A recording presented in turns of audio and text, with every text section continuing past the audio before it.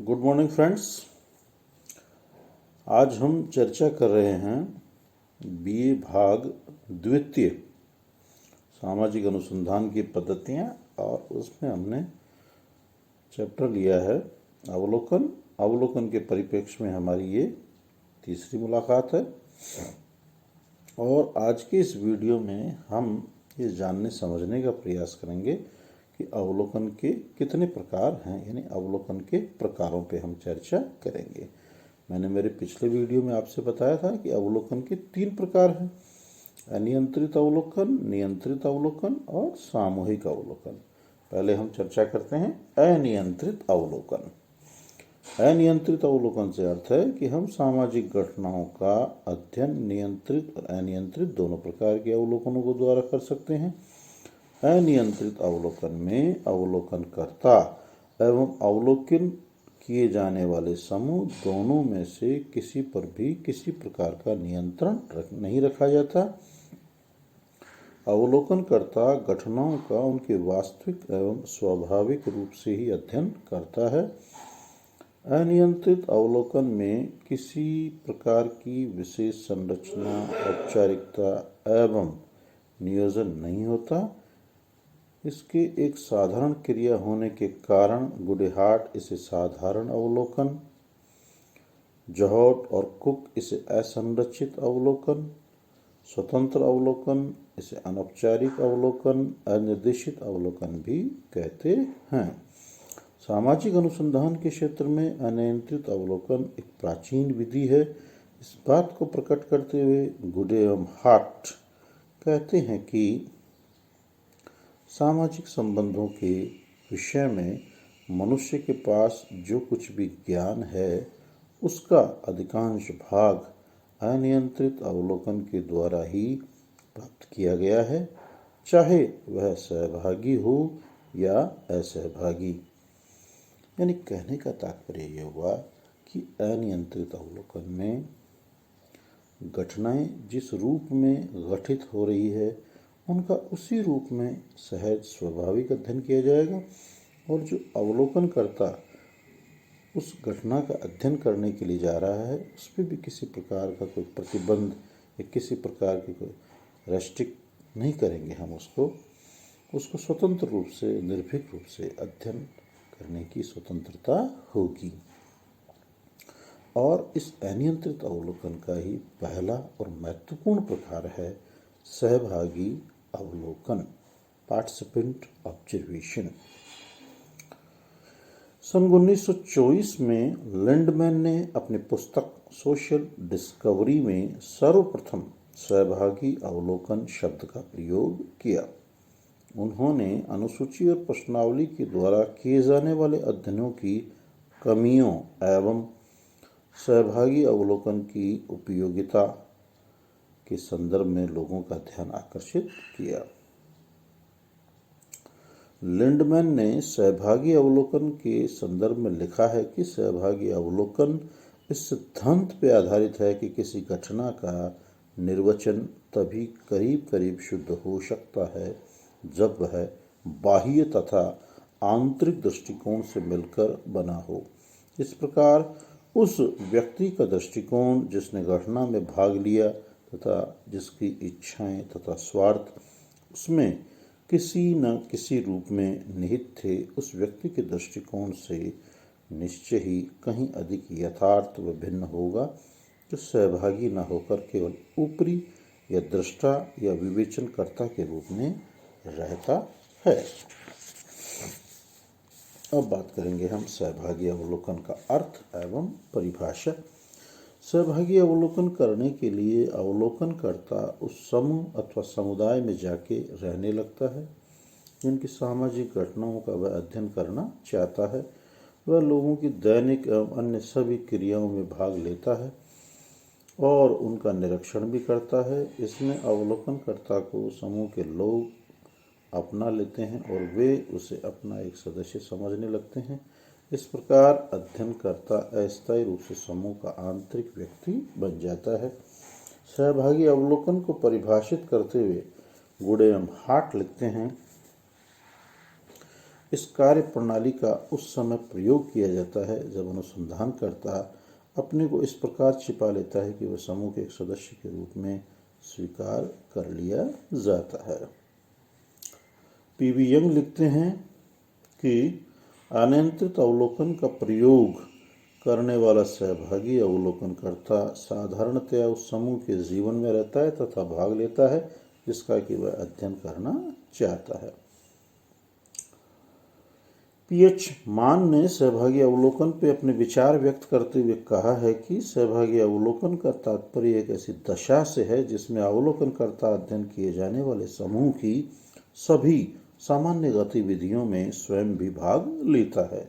इस प्रकार विद्वानों की उपरोक्त परिभाषाएं तथा विचार मंथन से स्पष्ट है कि सहभागी अवलोकन में अवलोकनकर्ता अध्ययन किए जाने वाले समूह में रहता है और उसका एक अंग बनकर तथ्यों का संकलन करता है।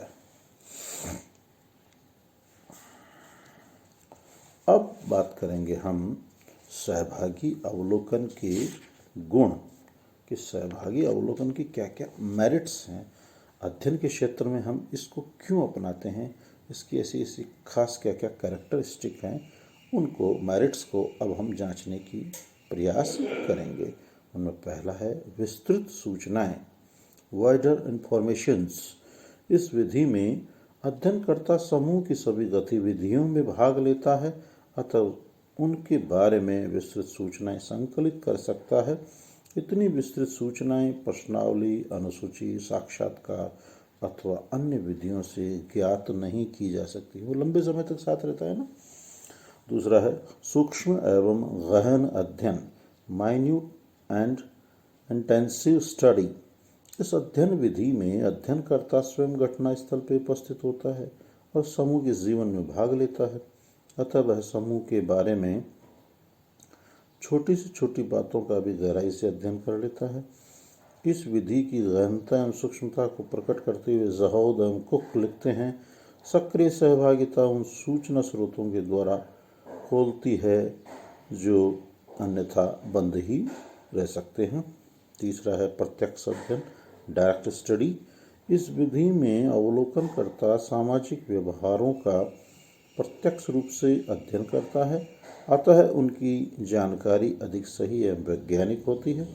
अध्ययनकर्ता अस्थायी रूप से समूह में रहता है, लोगों के व्यवहारों, क्रियाकलापों, संस्कृति आदि के बारे में प्रत्यक्ष रूप से तथ्यों का संकलन करता है। इसके लिए वह लोगों से घनिष्ठ और औपचारिक संबंध भी स्थापित कर लेता है। अगला है वास्तविक व्यवहार का अध्ययन। चूंकि सहभागी अवलोकन में समूह के सदस्यों के द्वारा ही अपना लिया जाता है अतः वे उसके सामने कृत्रिम व्यवहार नहीं वरन वास्तविक व्यवहार करते हैं। अगला है अधिक विश्वसनीय। चूंकि इस विधि में अनुसंधानकर्ता स्वयं सूचनाएं संकलित करता है अतः वे अधिक विश्वसनीय होती है। दूसरों के द्वारा घटनाओं को तोड़ मरोड़ कर प्रस्तुत करने से घटनाएं विश्वसनीय नहीं रह पाती है। नेक्स्ट है संग्रहित सूचनाओं की सत्यापनशीलता।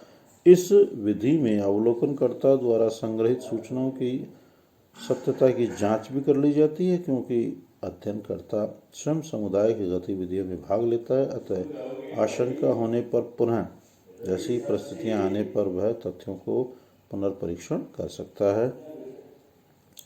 नेक्स्ट है सरल अध्ययन। चूंकि सहभागी अवलोकन में अवलोकनकर्ता समूह का सदस्य बन जाता है अतः उस पर संदेह या विश्वास नहीं किया जाता अतः वह बिना रोक टोक के समूह के सभी कार्यक्रमों में भाग लेता है और सरलता से उनका अध्ययन कर सकता है।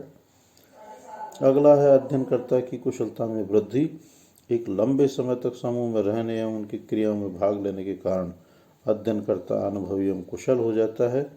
उसमें प्रत्येक स्थिति को समझने की क्षमता पैदा हो जाती है।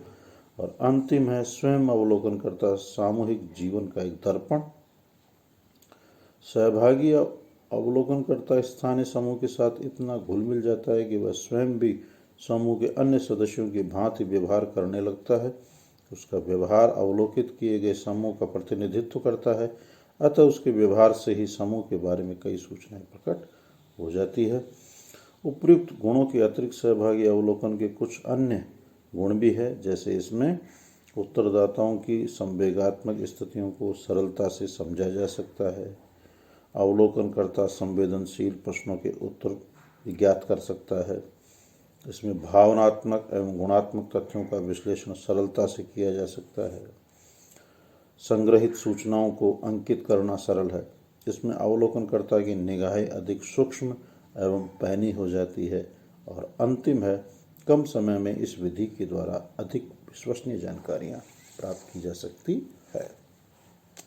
ये हमने पढ़ी सहभागी अवलोकन के गुण, मेरिट्स। और कल मैं मेरे वीडियो में आपको बताऊंगा सहभागी अवलोकन के दोष या सीमाएं, लिमिटेशंस। मित्रों, हर वीडियो के अंत में मेरी आपसे यही गुजारिश होती है कि आप स्वस्थ रहें, प्रसन्नचित्त रहें और अध्ययन अध्यापन में अपने आप को संलग्न रखें। आज से राज्य सरकार के आदेशानुसार प्रत्येक सेक्शन से, वर्ग से 50% विद्यार्थियों को महाविद्यालय में उपस्थित होने की स्वीकृति होगी, यानी अध्ययन अध्यापन होगा जैसा हमारा पहले होता था। लेकिन इसमें 50% विद्यार्थी ही जाएंगे प्रत्येक सेक्शन के, ध्यान रखें। यानी जो विद्यार्थी आज गए वो कल नहीं जाएंगे। और वहाँ भी हमें कुछ सावधानियाँ रखनी है, जैसे मास्क लगाना है, सामाजिक दूरी बना के रखनी है, अपनी पानी की बोतल वगैरह जो भी है आप अपने साथ ही लेके जाएंगे। अनावश्यक वस्तुओं को छूना, अनावश्यक रूप से चीज़ों को फैलाव करना, इन चीज़ों का आप ध्यान रखेंगे और अध्ययन अध्यापन में अपने आप को व्यवस्थित करेंगे, स्वस्थ रहेंगे, प्रसन्नचित्त रहेंगे। और जो ये वीडियोस, PDF नोट्स आपको मिल रहे हैं, इनसे आप ज़्यादा से ज़्यादा लाभान्वित हों। इनको लाइक करें, सब्सक्राइब करें, अपनी समस्या जिज्ञासा से हमें आप बताएं और आप स्वस्थ रहें, प्रसन्नचित्त रहें। इन्हीं सद्भावों के साथ आप सभी को सुप्रभात।